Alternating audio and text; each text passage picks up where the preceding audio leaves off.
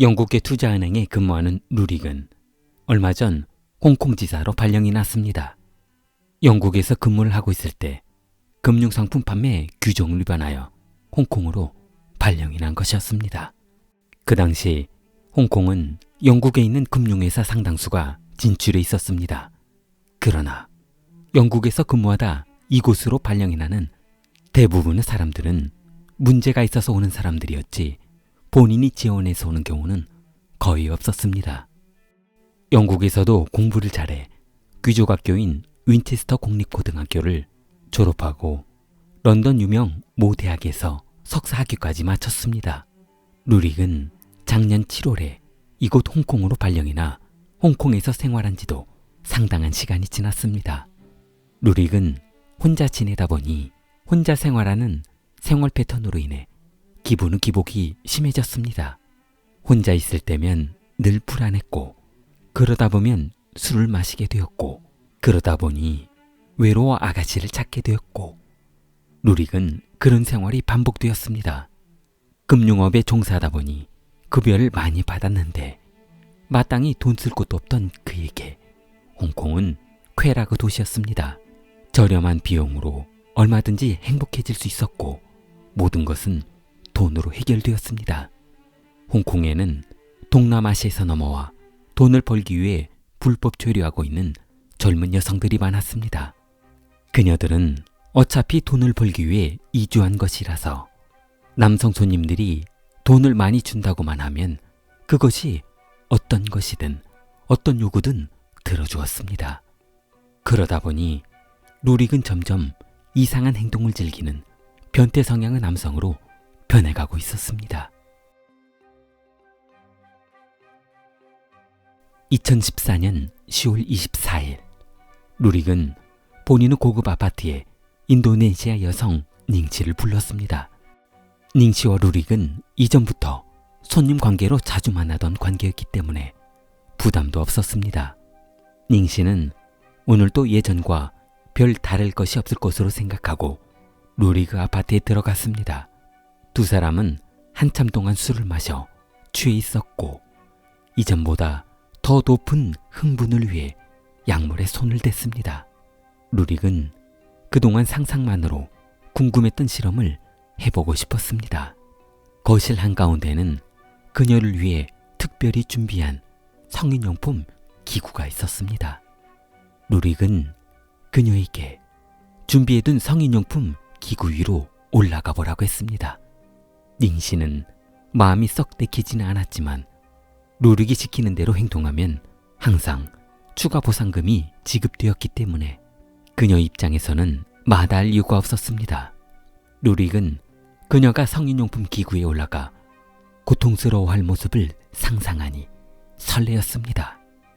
조금이라도 빨리 해보고 싶었습니다.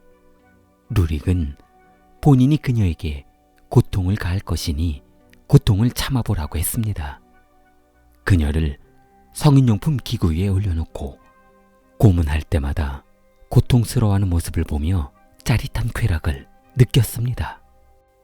뒤틀리고 꺾인 그녀의 모습이 흥미로웠던 그는 이 순간을 영원히 남기고 싶었습니다. 핸드폰을 꺼내 카메라로 고통스러워하는 그녀 모습을 쉴 새 없이 찍어댔습니다. 3일 동안 고문하며 즐겼던 모습을 찍은 사진만 2,000장에 달했습니다. 루릭은 절정의 모습을 보기 위해 결국 그녀의 두 팔을 뒤로 묶고 변기 앞에 무릎 꿇게 한 뒤 변기에 머리를 쳐박아 죽여버렸습니다. 숨을 쉬며 팔딱거리는 그녀의 모습이 짜릿했던 것이었습니다. 그런 뒤 그녀를 욕조로 옮겨 작업을 마치고 여행용 가방에 담았습니다.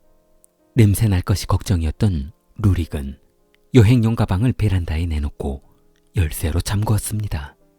2014년 10월 27일 콜걸 닝씨는 결국 살해되었습니다. 루릭은 다음날 아무렇지 않게 출근했습니다.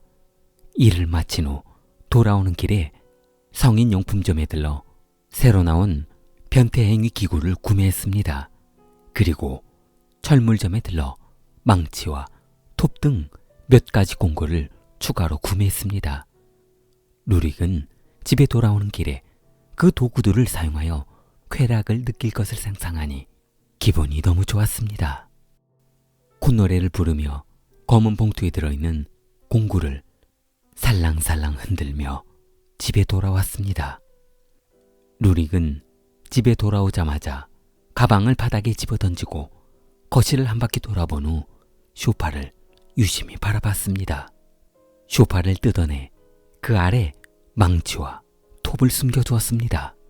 그리고 표시나지 않게 소파 쿠션을 원래의 모습으로 해두었습니다. 2014년 10월 30일 저녁, 루릭은 이번에는 술집 아가씨를 선택한 후 가격을 협상해 집으로 데려왔습니다. 그녀는 25세 말레이시아 출신 쉐인이었습니다. 바에서 혼자 있는 그녀에게 접근해 고액의 수고비를 제안하고 집으로 초청했습니다. 그녀는 호의로운 그 모습에 안심했고 결국 루릭의 집으로 들어갔습니다. 두 사람은 양주 몇 잔을 주고받으며 금세 취해버렸습니다. 그러나 루릭보다 유난히 정신을 못 차리고 있던 쉐인은 거실 바닥에 쓰러지고 말았습니다.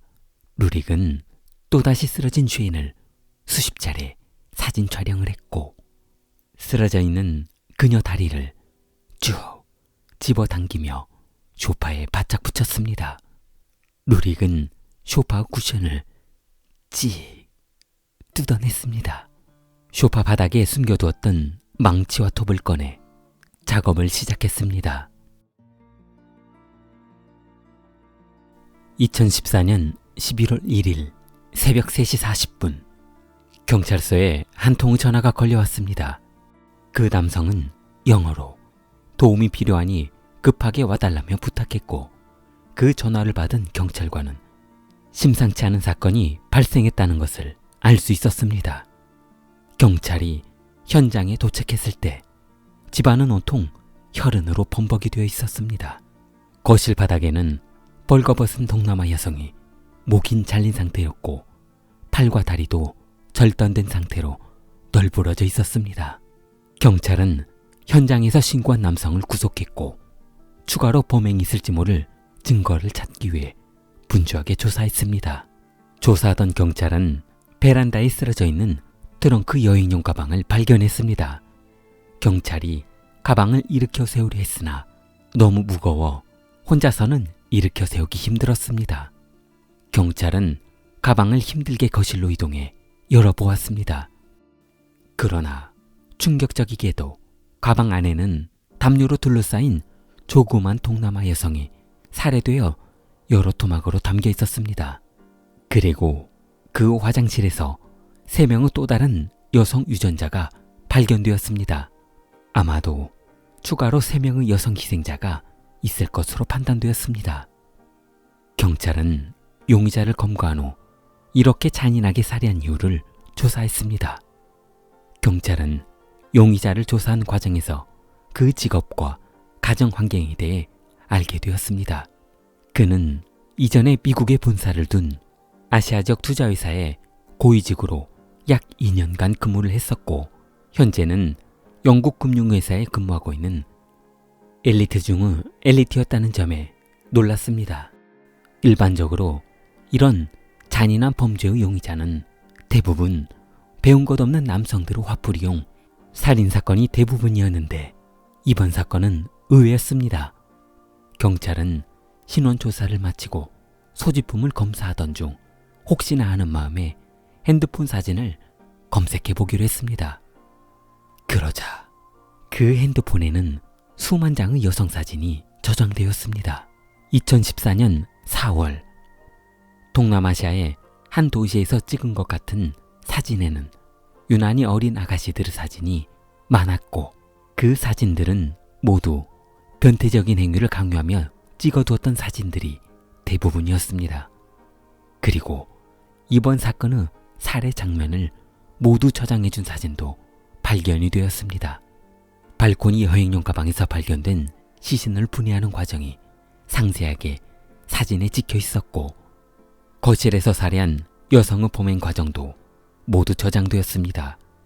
충격적인 것은 그녀들을 살해하기 전 관계한 모든 사진도 저장해 두었다는 것입니다.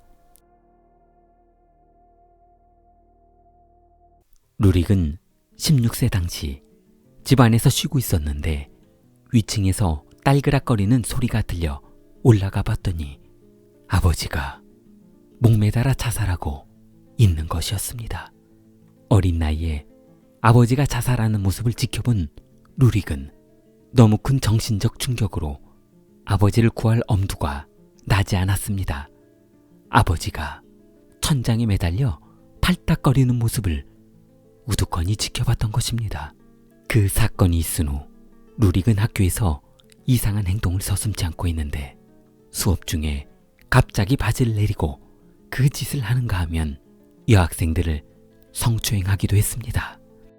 루릭의 성격에 결정적인 변화를 준 사건이 발생했는데 길거리에서 일진 여성들에게 붙잡혀 남성으로는 설명하기 힘든 모욕을 당해 더욱 비참한 생활을 했다고 합니다. 그렇게 정신적인 충격이 더욱 가해지면서 여성에 대한 복수심이 강해졌고 성적, 가학적 장애가 생기기 시작했습니다. 상대를 점령하고 조종하고 싶은 심리적 우월감이 강해졌는데 그 조종 대상을 힘없는 성노동자로 정했던 것입니다. 그렇게 한두 번을 하다 보니 그녀들은 본인이 원했던 대로 무엇이든 다 해준다는 것을 알게 되었습니다. 그러다 보니 반항 한번 할 수 없는 그녀들을 이용해 더욱 강한 쾌락으로 빠지게 되었고 어느 날 약물에 취해있던 그가 정신이 돌아왔을 때는 본인 자신이 너무 무서웠던 것이었습니다. 루리가 IQ는 138이었기 때문에 머리도 상당히 좋았습니다.